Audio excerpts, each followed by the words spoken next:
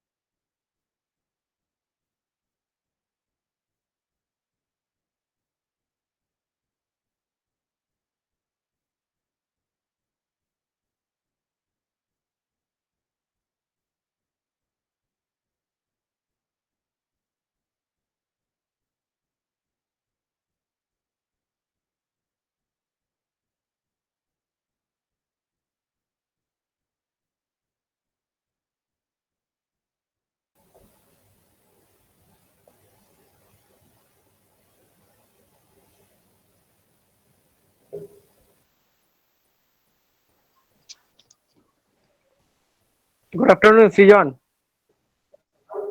Good afternoon. Okay. So you can hear me, right? Yeah. Yeah, okay. I'm just checking if everything is okay. Uh, uh,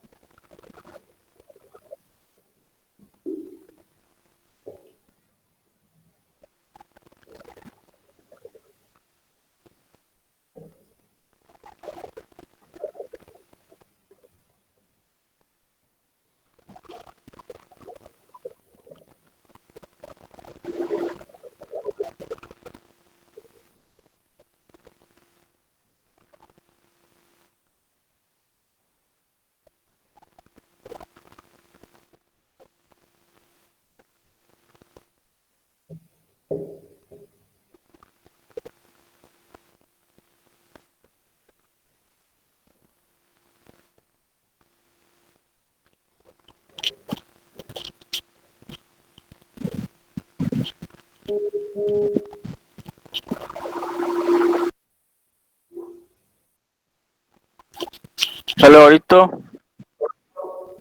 Yes, sir. Am I audible? Yes, sir, you're audible, sir. Okay.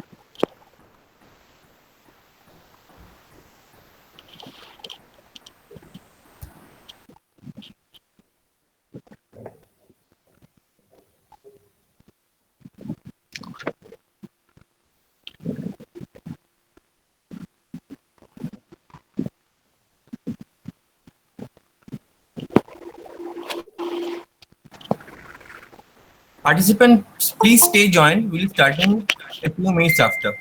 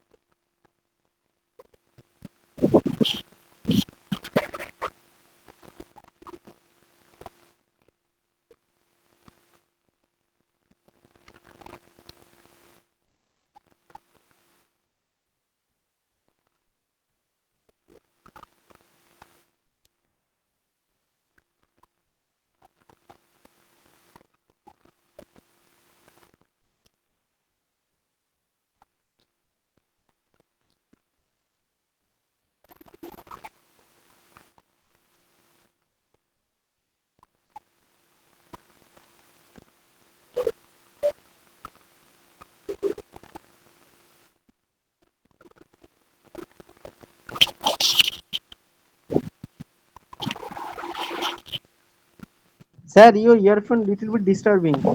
I hope. Hello.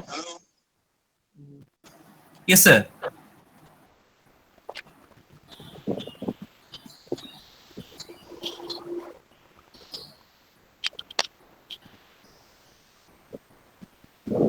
Sir, can we start?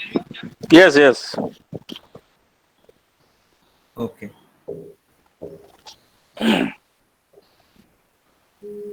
Who are you there? Yes. Okay. So, a very good afternoon to every participant present here. Welcome to the day 3 of the webinar series titled Surviving the Deep Learning Apocalypse, organized by Department of Computer Science and Engineering, Supreme Knowledge Foundation Group of Institutions, Chandanagar, West Bengal.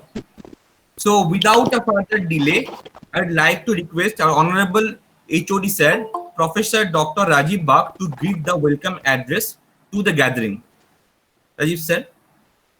Okay. Good afternoon. I would like to convey my heartiest and warm welcome to our distinguished speaker, our beloved students, and the participants of other institutions. This is our webinar series, and it is the third day. Already 2 days only over, 31st July and 1st August. And the topic of this webinar series, Surviving the Deep Learning Apocalypse. And you know, that is we have made it a regular practice. Every month we have organized different webinars on different emerging technologies. And you know, that is already our new education policy already declared, and it emphasizes on the innovations, on the different emerging technologies, on the professional skills. That is it is a outcome based educations. That is, it emphasizes a knowledge, skill and attitude, and basically it emphasizes on interdisciplinary subjects. And every time we already discussed on or organized on different webinars on emerging technologies like cybersecurity, artificial intelligence, deep learning, machine learnings, full stacks, all are emerging technologies. And AI is presently is very, very important in the field of digital world, and it will be, and deep learning is the subset of AI and machine learnings. Whatever you learn, that is, it will be helpful in your professional careers. And I think, and this seminar also in association with Computer Society of India, it is a national level seminars, and we have already 2 seminars organized on in association with Computer Society of India, our student branch. And today's I especially thanks to our respected speakers, Mr. Srijan Das. He has agreed to share his experience to our students. I think this seminar will helpful to our students. We all enjoy these seminars. Thank you. Okay, thank you, sir, for your generous address to the gathering. Now I'd like to call Ms. Koel Chakraborty, Assistant Professor, CAC Escape GI, to introduce our honorable speaker, Mr. Srijan Das, to us. Off to Koel.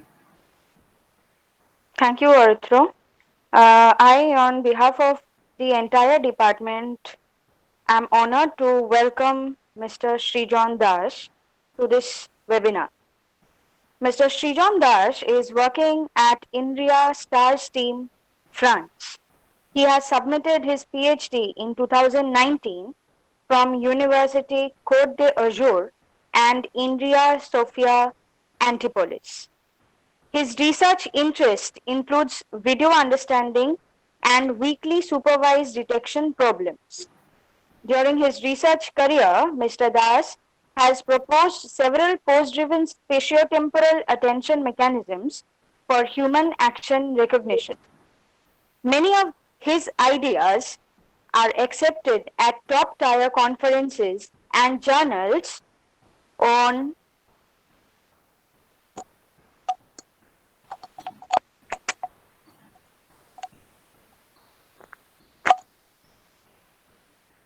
Hello.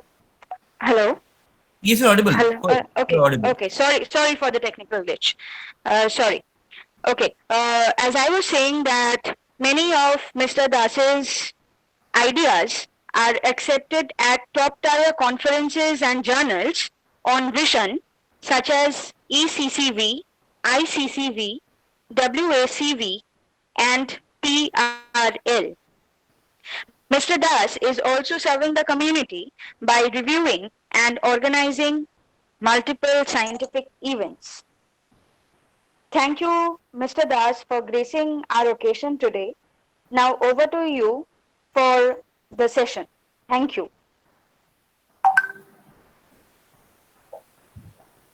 Okay. So I can start now, right? Yes, sir. You can start, sir. Yeah.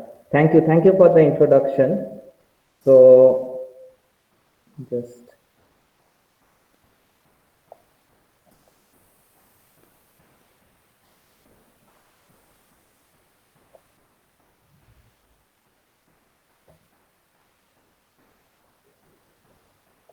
so is the presentation visible? Yes, sir. It is visible, sir. Yeah, okay, thank you. So I'm starting with the third lecture of this session, Surviving the Deep Learning Apocalypse. So as it was mentioned earlier that video understanding or computer vision has gained a lot of importance, and especially in this era where things are messed up around, but AI has taken up the lead. And for that, understanding images or understanding videos for computers have become very important. And this session has been organized just to give you a glimpse of how we are practically implementing image-based algorithms or video-based I think video-based. the Yeah. voice is breaking a bit. Can you use like a headphone or something because it's echoing a lot?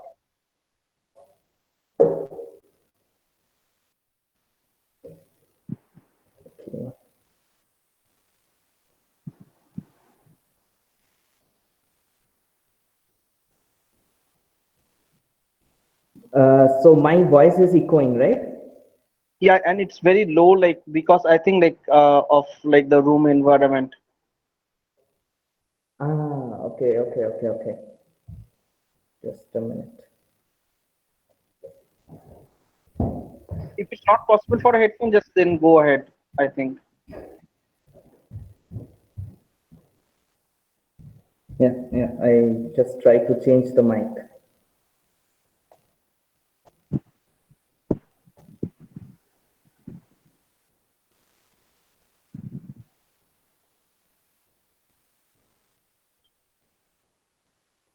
Yeah, it is okay now? Yeah, it's better. Okay.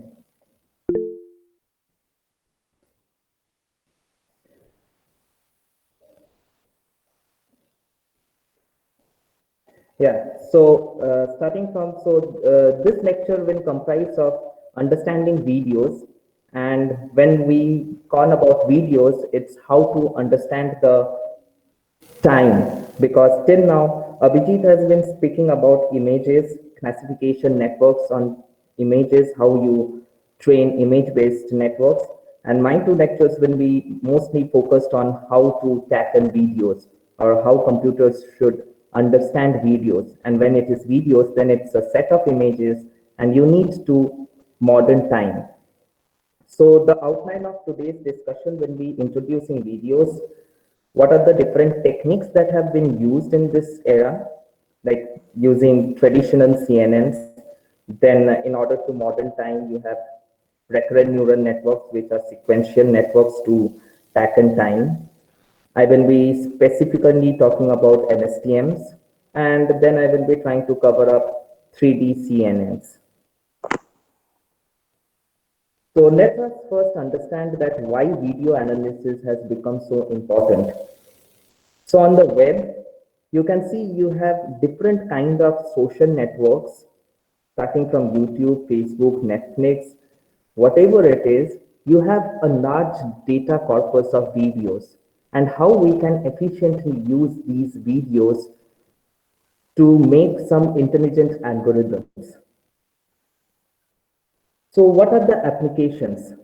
One of the application I can think of right now is retrieval problems.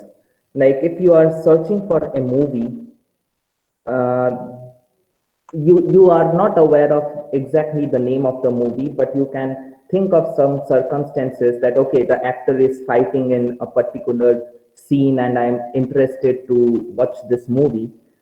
So in this kind of image or video retrieval problems, you need to understand the videos, and based on the content of the videos, your query results will be provided. Or for example, on Netflix, you're watching Netflix every day, and somehow you are recommended with some series or movies which are of your interest. So based on the video content, they try to understand what are your interests, what kind of videos you like to watch. And that's why they need to understand the video content. And this is where video analysis is very important.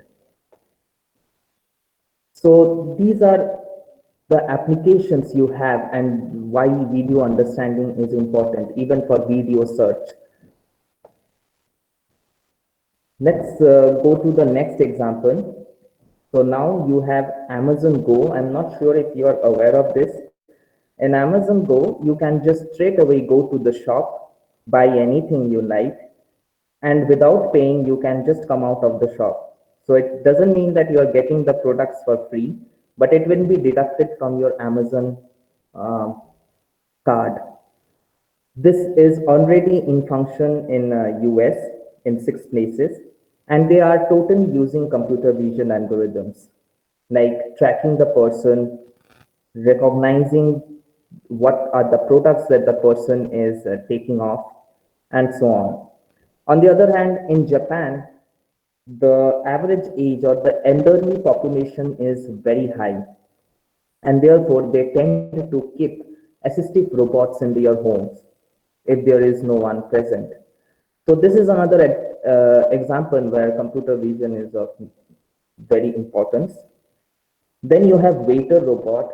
In fact, next year when Olympics will be, I hope Olympics gets held, and the plan was to serve food using robot waiters. And there are plenty of such examples where computer vision algorithms are used nowadays. In fact, during the COVID times, I have seen in Indonesia or Hong Kong, medical facilities are using robotic nurses. And that's why perception has become very important issue.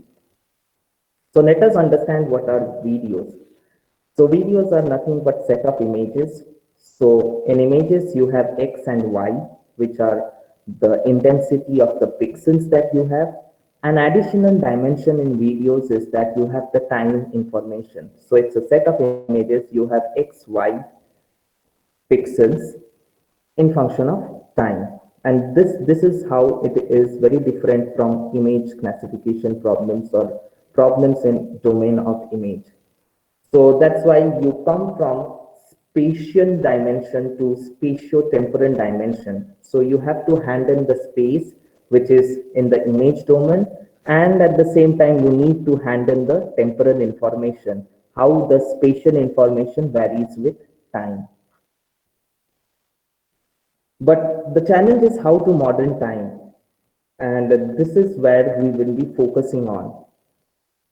So let's first understand what we have learned in the last 2 classes is that how we can classify images. So given an image, you try to find out some features, you get a representation, and then you give it to the classifier. And the classifier will tell you whether it is human or not, if it is a human classifier. So in this kind of problems, okay, if it is a deep learning problem, then the feature extraction and the classifier are embedded into a single network. On the other hand, for video, you have set of images. So for every image, you will get a feature. So your representation will be in terms of the number of frames or number of images you have in the video.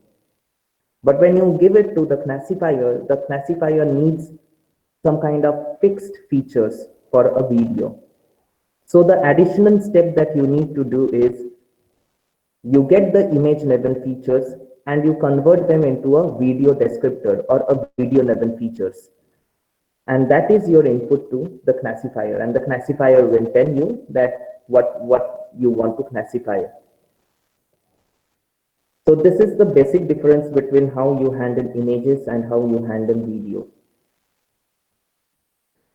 So let's understand how the temporal information is modeled. So I'm starting a state of the art from the era like after 2015 when deep learning is already there, assuming that previously people used to do this frame level aggregation. I will come to this part. Then there were some problems which I will be discussing with this frame level aggregation, and researchers started using recurrent neural networks. And after that, now the 3D convolutional networks, which is an extension of 2D convolutional networks, are into the play, and they have their own advantages as well. And these are the three kind of algorithms or networks that I will be covering. So let's take a problem statement which will help us to better understand. So this is a scene, and we have blurred the faces, and the blurring is also done with a deep learning algorithm. So that's something else. But when so you are human and you get to understand what is happening in the scene, but how we make computers understand what is happening in the scene, or what computer vision algorithms are trying to do. Let's see. First is what is our objective? What is happening in the scene? That is what we want to understand. So the first job is to detect the person in the scene. Then we try to recognize that what these people are doing.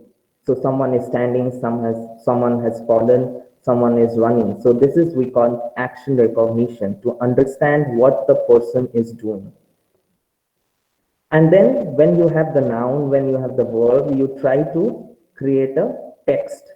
This is what we call video to text problem. So you have a textual description or a video description of what is happening in the scene. And this is the ultimate objective of computer vision. So as you have seen, there is one particular part that is action recognition. So you want to understand what the person is doing in the video. And this is human activity recognition, which is I am working on. And this will be the example that I will be trying to cover in most of the examples. So what is this action recognition? So given a video, it's a trimmed video maybe of 1 minute, and a person is doing something, maybe he is drinking water. So given this video, the task will be to classify that what kind of action the person is doing, whether he is drinking, running, or doing something else. This is the classification problem we have. So these are the different kind of examples of actions that you can have. You can have simple gestures, you can have human object interactions, you can have human to human interactions, or some group activities happening.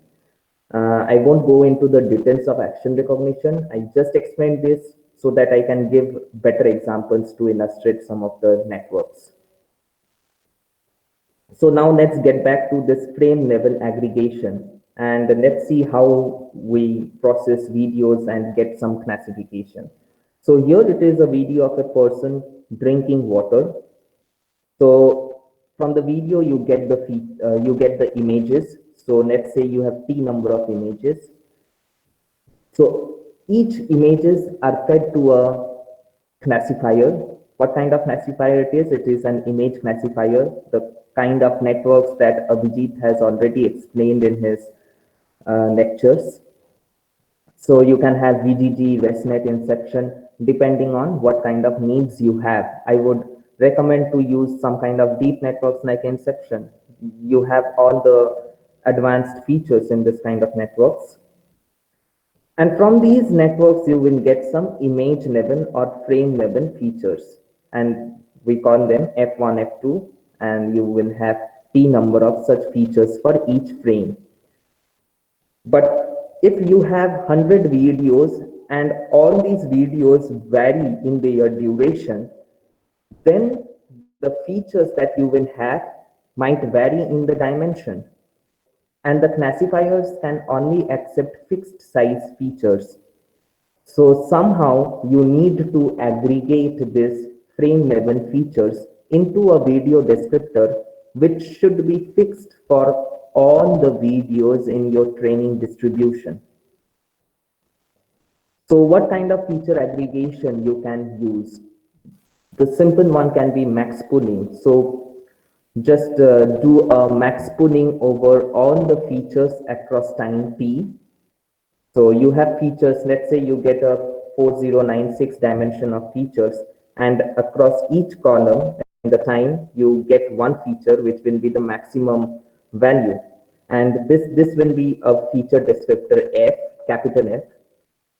Another video aggregation can be min pooling, where you try to recognize that which is the non-salient part in your video, and max pooling will generally give you that where the action is happening or where the motion is high. And you can also use average or mean pooling, and then you can concatenate the max pooling and the mean pooling feature descriptors. So you will generally have the salient and the non-salient features for a video, and this can be fed to a classifier. So these are the kind of feature aggregation techniques that were used earlier. But what are the problems? The problem is that you have a feature for each time step and you just don't use it in a most sophisticated way. You just do some kind of pooling, and this destroys the temporal structure because you are just considering a single value or two values out of all the features that you have. So this is a problem with the frame level aggregation. So before going to the next technique or introducing sequential networks, let's understand how can we implement this kind of algorithms. So you have the video. From the video you can get the images, and the images will be fed to the classifier. Let us take an example of VGG network. So this is the VGG network you have, and you want to get a kind of feature, because with this network you are not going to classify the image, you are going to get the feature. So if you remember, the last layer has 1000 classes, and just before that you will have a fully connected layer, and this fully connected layer is having 4096 neurons.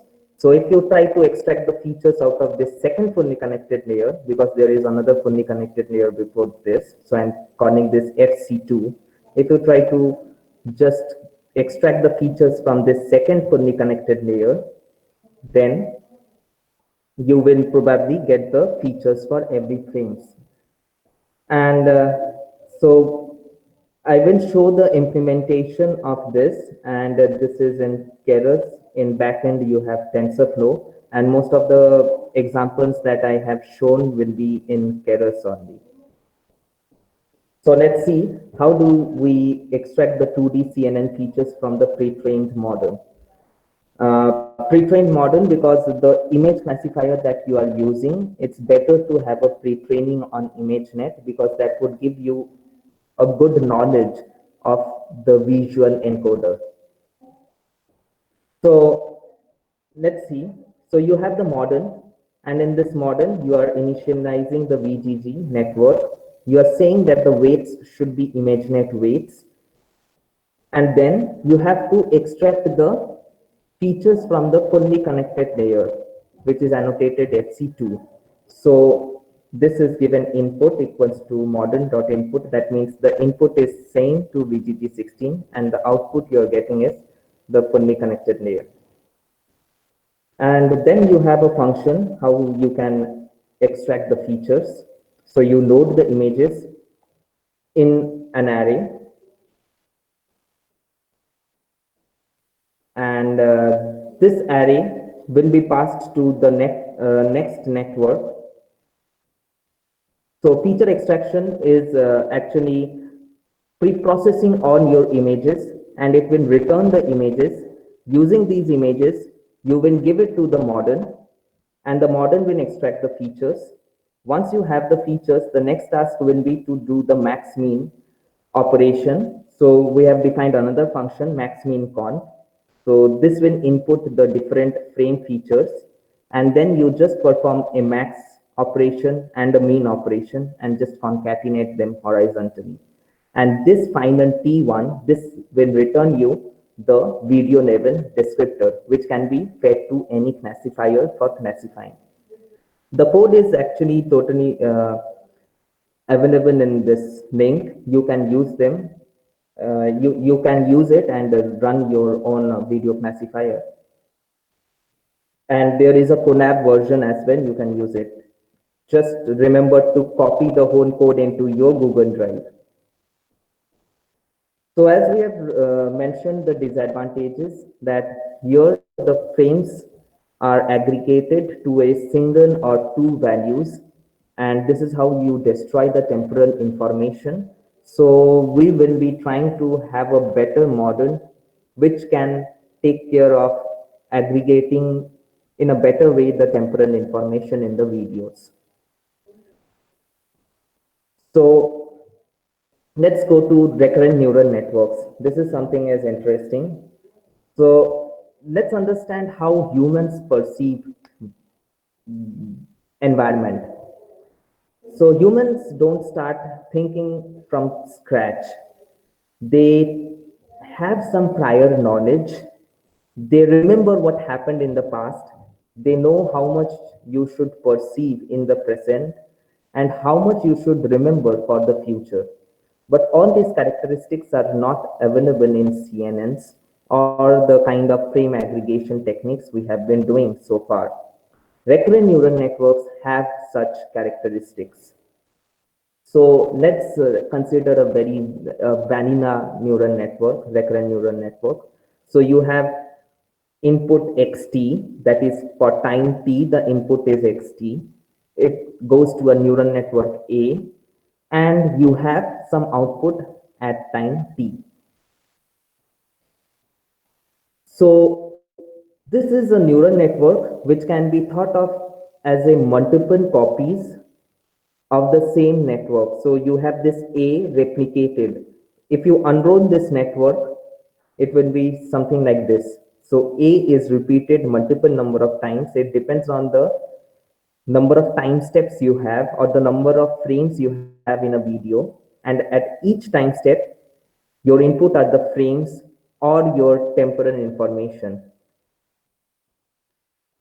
And for each input, you will get, so that input will be processed in the neural network A, and then you, for each input, you will get an output, which is H0, H1, or HT. So this neural network A can be represented by some function, FW, with some parameters, and the input are HT-1 and XT. That means you have input XT, and you also consider what happened in the past via this vector HT-1. What is this HT? HT is the vector that will carry your past information, and it can be something a function of tan h. Tan h is just a function that can squash your values between -1 to +1. It's just to add nonlinearity in your neural network. So after this is what happens inside a vanilla recurrent neural network. So you have xt, which is the input. For this xt, you have a weight matrix which will decide how much of this value or how you should update this value. And there is a weight matrix for the past information that should be considered to give this output, and then they are concatenated to give you the output of the current time step. So let's see an example. So now I'm coming to text examples. So these are natural language processing examples. It's easier to explain recurrent neural networks using text examples. So I have taken these examples. So here the task is you are given a sentence and you always try to predict the next word. So the clouds are in the sky. So when the is input to your recurrent neural network, you expect clouds. And when clouds is input to your neural network, R is what expected because that's the next word. So for this kind of problems, it can correctly classify that, okay, the ending word should be sky if the clouds are in the is only the input to your recurrent neural network. So now there is another example that I grew up in Kolkata and I speak fluent Bengali. So you are trying to predict this last word Bengali, and the input will be I grew up in Kolkata, then there will be several other sentences, and then I speak fluent. What will be the last word? This is what we are trying to predict. But the problem is that it is comparatively a long sentence and there may be some other sentences in between. So in order to understand I speak fluent Bengali, you really need to understand that I grew up in Kolkata. So there is a contextual information that is required in order to get a correct prediction. And this is a very long sequence.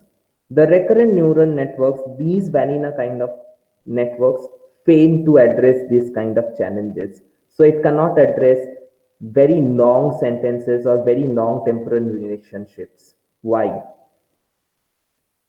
It's because of something called gradient vanishing factor. What is this gradient vanishing factor? So I'm sure that you are aware of how the neural networks backpropagates. So you have several layers. The features are fed or the features are go from one layer to another, and at the end you compute a cost function. The cost function is the loss that you compute, that how much you are away from the correct answer.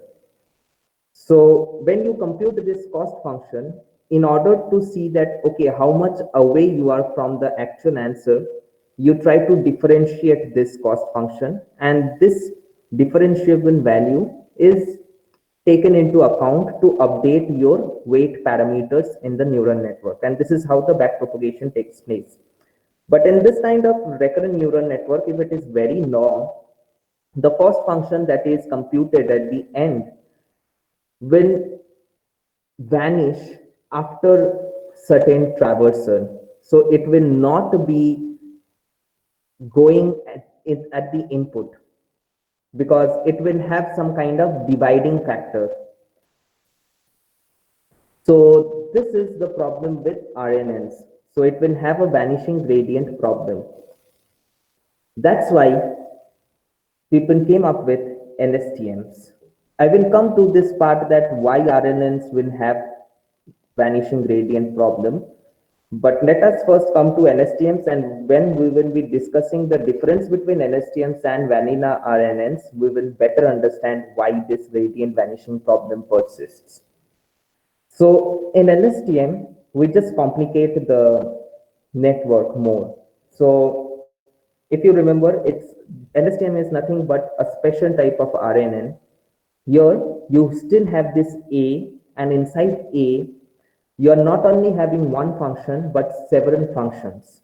What these several functions are doing. You can see this symbol, you have sigma over here, and you will have 3 such sigma symbols and one tanh function. So what these sigma is doing, this sigma is nothing but sigmoid function, and whatever input it will take, the output will range from 0 to 1. So this is often called gating function. Gating function because it says that between 0 to 1, what is the probability that, or how much information should be used. So let's come to, so in a recurrent neural network, when it is LSTM, each of these neural networks are actually called cells. And every sense will have their sense state. So this is actually the main concept of LSTM, that it gives you this junction or this horizontal line, which will have only this multiplicative and additive operation. No other operation is happening here. And this actually helps the gradients to pass to the input, and you won't have this problem of vanishing gradient problem, because all other operations with the weights are performed here in a second branch. So let's understand how it's happening. Before that, as I explained, what are gates?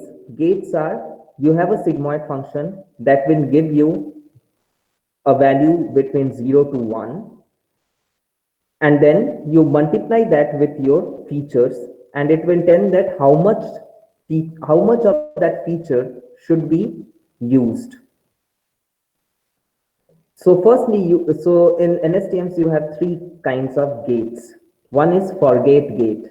The forget gate will actually tell you that how much of your past information should be used currently. So as you remember, in Vanina recurrent neural network, you have this HT minus 1. Similarly, in LSTMs, you have this HT minus 1, but you have a sigmoid function that will determine that how much of this past information should be used in the present. This forget gate will be doing this. The next is input gate. So this is a gate for the current input xt. So you take input xt and you have to decide that how much of this xt should be used to process the current cell. So based on the forget gate and the input gate, you decide what is your candidate feature. So what is this candidate vector? Let's see. The candidate vector is CT, which will be a summation of the information from the past and the information from the present. The present information is indeed xt, and xt is represented by CT tilde, and ft is the forget gate, which will tell that how much of the past information should be used, and this operation will tell you that, okay, CT, now you get the candidate vector, and this is the vector which represents the current cell state. And this is based on how much input you are considering from the current timestamp and how much information you are considering from the past. And then you have another gate which is called output gate. It is also a sigmoid function, and it tells you that how much of the candidate or how much of the current information that you have gathered should be output to the next time step, or should be output to as an output vector for this timestamp. So OT is again a sigmoid function. Once you get this value between 0 to 1, you multiply that with the CT. Ideally, you should multiply that with CT because CT is the candidate vector, but you use this tan H of CT because you try to again use a nonlinearity as used in Vanina recurrent neural networks. So this is what LSTM comprises of. You have a forget gate, you have input gate. These two gates determine that how much of the past information should be used and how much of the current information should be used. They are aggregated to get a candidate vector CT, and then you have an output vector, you have an output gate, which will tell you that how much of this information should be fed to the next timestamp or should be fed to for the current timestamp. So this is how LSTM works. And now let us understand what is the difference between RNN and vanilla RNN and NSTM. So in vanilla RNN, you have these kind of connections. So you have this FW. So here you compute the cost function, and it tries, the gradients tries to backpropagate from here, and every function will try to divide your gradient or diminish your gradient, and that's why you have this gradient vanishing factor.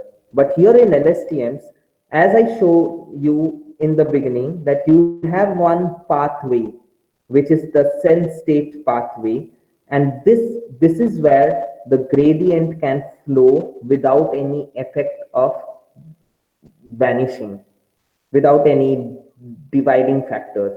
And that's why LSTM alleviates this problem of vanishing gradient problem. And with this mechanism of forget gating, input gate and output gate, it better models the time information. So now coming to the implementation part, or just to understand how we characterize NSTMs. So you have this input V1, V2, V3, Vt. This is across time. And one NSTM can have several neurons. It is similar to the kind of layers you have in CNN networks. You can have 5 layers, you can have 100 layers. Similarly, in NSTMs, you can have multiple such layers, but here you don't say them layers, you call them neurons.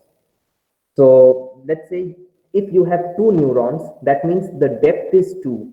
So for one time step, you have 2 neurons. So what is the total size of this LSTM? That means you have T number of, capital T number of time steps and 2 number of neurons. So the size is 2 cross T. And this whole 2 neurons and T time steps comprises of 1 layer of LSTM. What will be the output? The output at each time step will be 2, because for every neuron you will have 1 output. That's why the output will be 2. And since you have T number of time steps, the output can be T cross 2 again. So it depends on the depth of your LSTM, what will be the output. And if you are only considering the output from this, then it will be 1 cross n. And if you are having a batch size of something, let's say batch underscore size, then the output will be batch underscore size into n. So this is how you characterize, or you, yeah, it's how you characterize LSTMs. So there are different types of RNNs you have. So let's see. 1-to-1 LSTMs. That means you have 1 input and 1 output. So this is generally not used for, because you don't have time information, so it's not used for modeling temporal information, but sometimes it is used for image classification tasks to better to define your classifiers. Then you have 1-to-many. That means you have 1 input but many output. That means you have T number of outputs, but there is only 1 input in the sequential task. And this is a kind of, this can be used for a kind of problem like image captioning. So you have 1 single image, but your output is a text. When it is a text, that means you have a set of words. Every word will be output at every time, each time step. Then you have many-to-one kind of problems. It is like you have a sentence, you have a set of words, each words are fed at each time step, and you are expecting a single predicted answer. That, okay, this sentence, does it mean that you are happy or you are sad? So it's a kind of a single prediction that you are trying to do. So that's a many-to-one RNNs that you need to model this kind of relations. And then you have many-to-many LSTMs or many-to-many RNNs that are used commonly for video classification problems. So you have input at every time step, and you expect an output for every time step, or you can expect a video classification problems can be used for many to one with many to one networks as well, because you can have several inputs and you can expect a single output. So these are the different structural types based on the structure and design of NSTMs or RNNs you have. And based on your problems, you will use the structure of RNNs. So now let's take an example of implementing NSTMs with Keras. So let's see. So before that, first let me tell you what is the problem. Here the data given is X and you are trying to predict Y. The problem is 10, 20, 30 is given and you are trying to predict 40. So if 20, 30, 40 is given, you are trying to predict 50. So in your test time, you are given 70, 80, 90, and you are expecting to get an output something around 100. Let's see if this kind of data can be fed to NSTM or not, and what does it learn.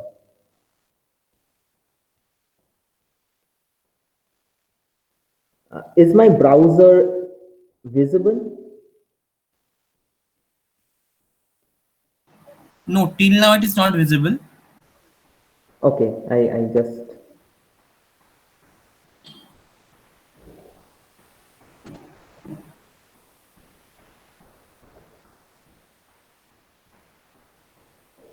Sir, if you present the entire screen, it will be visible.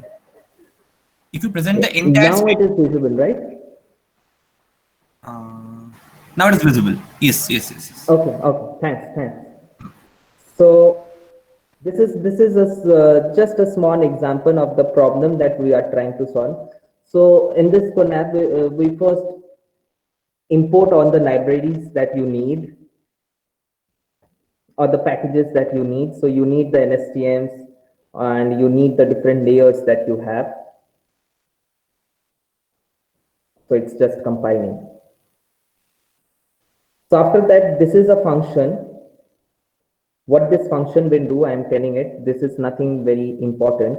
It is just that you are given a raw sequence 10, 20, 30, 40, 50 to 90. And this function will actually try to say that, okay, 10, 20, 30 is your input and it will be in X and Y will be 40. Similarly, 20, 30, 40 will be in X and Y will be 50. So this is what this function is doing. So this is just a simple function. So I will execute this function and then this is my input and I will get X and Y. Once I get this X and Y, let's check what is X. So 10, 20, 30, 20, 30, 40, these are X, and let's check what is Y.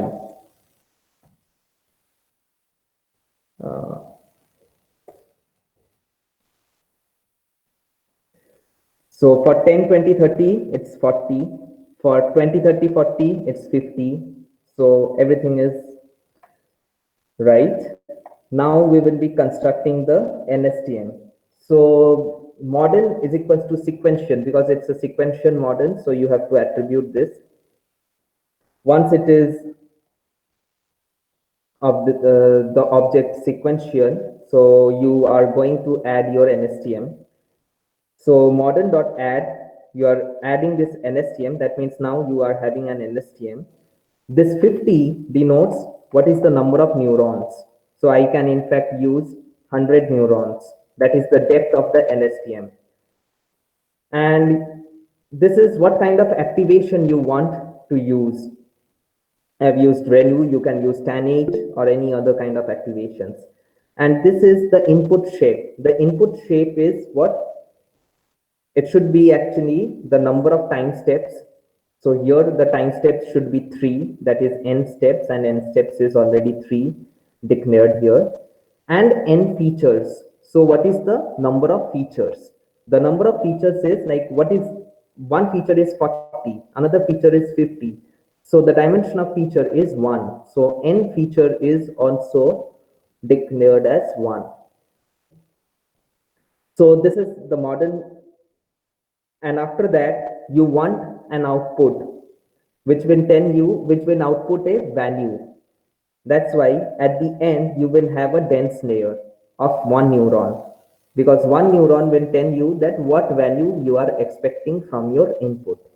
Once your model is ready, you have to combine the model.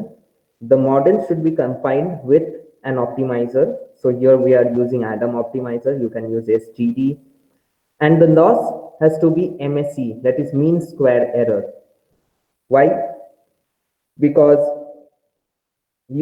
it's not a classification problem, it's a regression problem. You are trying to predict the value, and what is the loss that you will be back propagating? It is the mean square error between the answer you are predicting and the actual answer.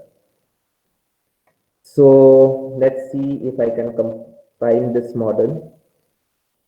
Yeah, these are some other models that I have defined which you can use. But let's see what is the model. So model.summary will actually show you the summary of the model. So this is one NSTM. The output shape will be 100 because I am using 100 neurons. And then there is a dense layer whose output will be 1. So these are the total number of trainable parameters. I have X and Y.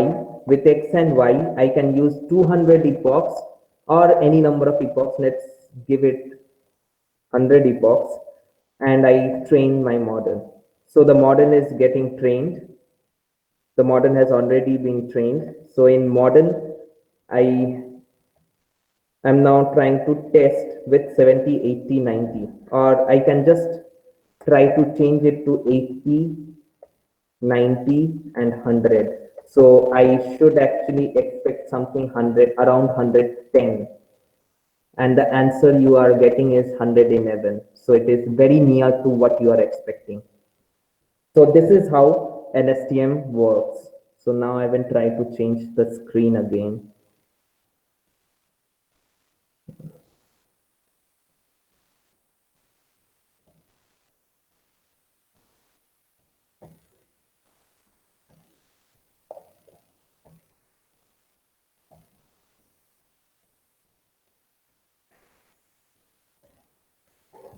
Yeah. So now the presentation is back, right? Yes, it is visible, sir. Yeah. Okay. Thanks. So now I'm just going towards the end of NSTMs, and it is so you have seen the structural difference between different NSTMs, and these are the different kind of NSTMs that it's the mechanism of NSTMs that you have in the state of the art. Stacked NSTMs, bidirectional NSTMs, CNN NSTMs, and conv NSTMs. Let's just bruise through them, that what are they. So in stacked NSTM, so I've told you that one layer of NSTM can have several neurons, but it's similar to what you have in VGG or ResNet. You have several layers of convolutional, you have several convolutional layers.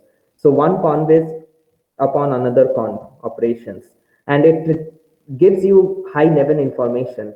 Similarly, for NSTMs, you have one layer of NSTMs with many neurons, and then you can have another layer of NSTMs. So it will eventually give you high level of information. So these are called stacked NSTM, where you have several layers of NSTM stacked together. The next is bidirectional NSTM. So what I have explained you is when an NSTM can move from here to, from left hand side to right hand side.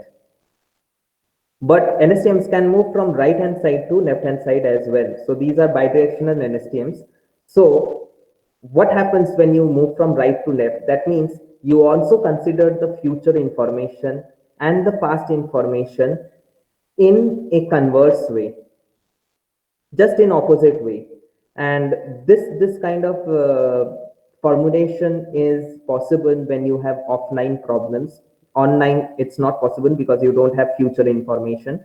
But if you have future information already present, then you can use both your future and past information in an opposite way, and they are called bidirectional LSTM. So you have one forward layer and one backward layer, both of them happening simultaneously, and sometimes it gives you better temporal information for your task. The next is CNN LSTM. This is very simple. So let's say you have one video classification problem. You have several images.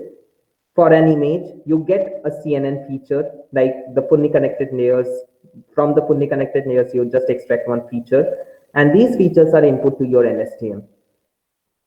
So you have one CNN which gives you just the features, and these features are input to your LSTM, and this will be CNN LSTM.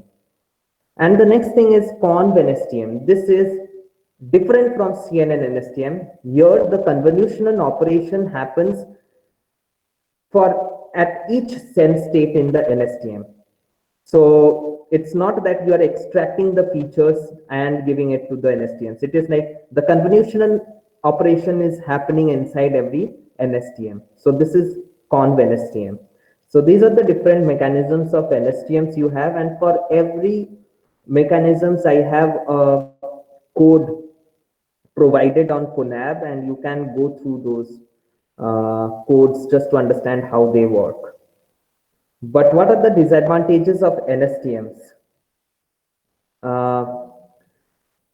The problem with LSTMs is that they operate on spatial vectors. That means you have images, you get some features from the images, and then you give it to the LSTMs.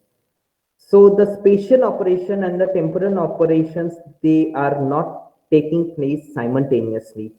You first perform the spatial, you get some features from the spatial or the image domain, and then you try to get some temporal information. But you don't have exactly spatio-temporal relations or operations.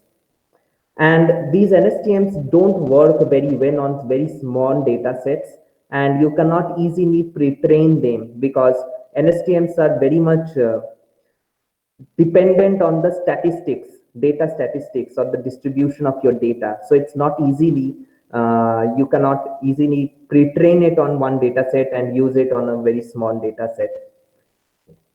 And another information and another disadvantage is that it works only when the temporal variation is large. That means, let's say if you are classifying an action in a video, if you don't have high motion in your action, that means if you are not running, if you are just typing keyboard is having very low motion, whereas running or jumping, this kind of activities have very high motion. These kind of activities can be well recognized in LSTMs, but where you have very less temporal variation, their LSTMs do fail. And just to comply with the example that I have shown, that how you can classify actions in videos using LSTMs, that's very simple. You have image. From the images, you get the CNN features. Let's say you use some VGG network, you get the fully connected layers, the features from the fully connected layers. So basically what you are using is CNN LSTM. And those features are input to your LSTM. And the LSTM will give output from at every time step. And those output will be averaged to give you the action label. But yeah, as I said, the problem is that you are already operating these LSTM operations on spatial vectors that you retrieve from the images. So it doesn't take care of spatio-temporal associations. You don't have an operation where space and time can be handled simultaneously together, as you can do in 3D convolutional networks. So in 3D convolutional network, I'm not going into the details of this network. It is just that It is an extension of 2D convolutional network. So in 2D, you are just trying to traverse in an image, and in 3D, you are not only traversing within an image, but you are also traversing in time. So the kernels that you had, 2D kernels you had, now they are extended to 3D kernels, and this is nothing but a 3D kernel that is moving across your video. So they are actually, this is a kind of operation, a spatio-temporal operation that is happening together. So space and time are handled together, and this is how a video is processed using 3D CNNs. But what are the advantages of using these 3D CNNs? I will cover that tomorrow, and also I will cover how you can use attention mechanisms in video understanding, or why that is important. Yeah, this is something I will be discussing tomorrow. Thank you. Thank you, sir. Thank you for your kind presentation. I think in the chat box you will find some questions. If you Okay. can answer them. Yeah, yeah.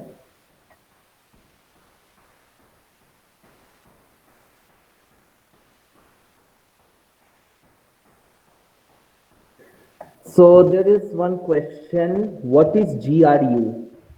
So yeah, that's a good question. GRU is also another special kind of recurrent network. So this is also similar to, or this is an advanced version of LSTMs. You call this gated recurrent unit, and the functions that you have in GRU, like the gating mechanisms you have in GRU, they are a bit different from NSTMs. They are adapted. GRU is in the GRU, the functions, the gating mechanisms are adapted just to make sure that it can fit small training distributions. So as I have explained in the last slides, that NSTMs may not work on small data sets. So this is what then researchers came up with GRU, where they came up with adaptive activations or gating mechanisms by which you can train small training distributions to a sequential network. Is it possible to get the slides? Yeah, I will give a PDF version of the slides. Okay, sir. Okay, sir. Okay, sir. Yeah, and what is the difference between TPU and GPU? Yeah, this is not very much relevant, but yes, GPU and TPU. I would say TPU consists of several GPUs. Let's say like 64 GPUs is one TPU, and you can use cloud TPU using Google services nowadays. And this is important when you have a very large amount of data and you are using a very deep network. What is DC GAN? DC GAN is something, it's related to GAN architecture. Maybe I am not sure if Abhijit is here, but it's not related to video architecture. It's a GAN architecture. It is, you have a discriminator, you have an encoder, and it's a different topic. I am working on tweet data. Problem is to predict which tweets are disaster or not. When I create a NSTM model, it's created and give me 79.7% accuracy. But when I want to print accuracy through sklearn classification report, it gives me error. Classification metrics can't handle a mix of binary and unknown targets. Where is the error? I can't understand. Okay, this is a question from Gunjan Kumar, and he is facing some problems between the metrics of what the NSTM model is reporting and what he is getting from sklearn. If it is a binary classification problem, just check the kind of loss you are using. Make sure that you are not using categorical cross entropy and you are using binary cross entropy, and vice versa. But this should not be the case. There is a bug in your code for sure, because this happened with me in 2017. I was getting different classification with errors, and when I'm trying to visualize the confusion matrix. but it's a small bug. If you don't find the mistake, you can contact me. Maybe I can help you in that.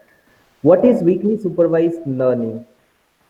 Okay, weekly supervised learning is something. Okay, I will tell about this tomorrow. I am planning to give just one lecture about weekly supervised learning. So here you don't have the supervised labels.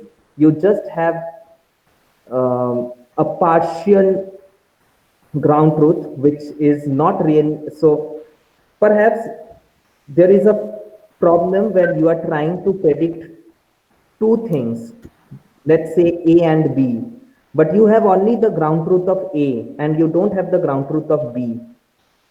Then it's a kind of weak supervision. And this is something I will discuss tomorrow. Yeah. So I think that these were the questions.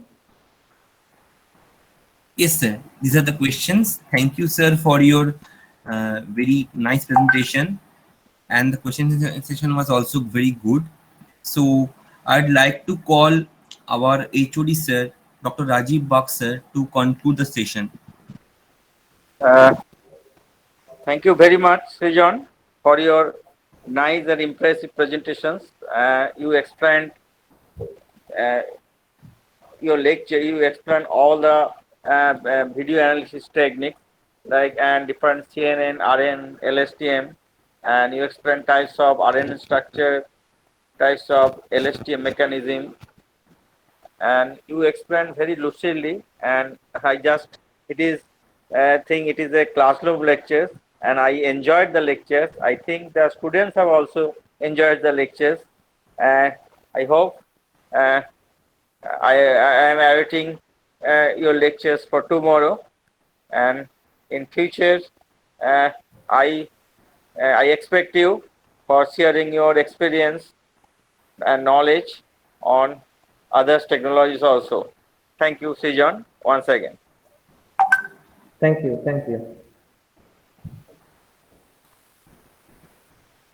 So this is the end of today. Thank you, Sujan sir, for your kind presence. Okay, so today I'm ending the session. The feedback link is also given in the chat box. So everyone is requested to do the feedback or fill up the feedback within 30 minutes. Okay. So thank you, sir. Thank you very much. Thank you. Yeah.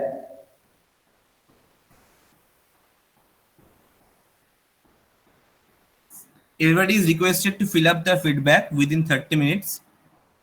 The feedback link is given in the chat box. So you're requested to copy the feedback or fill up the feedback and then leave the group.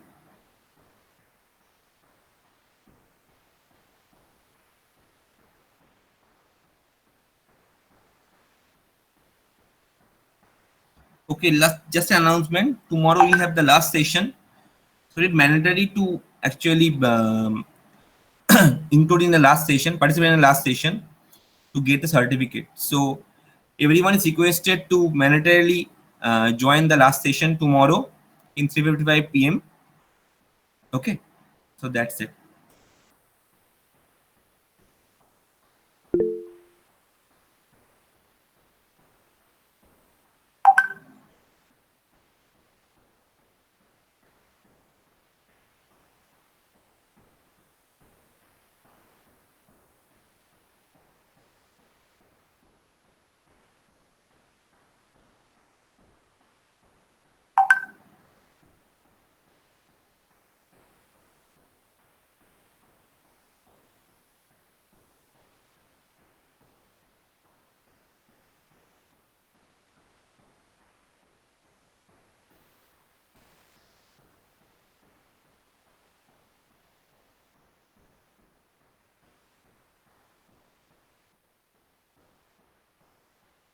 Yes, you can leave if you have done the feedback. You can leave.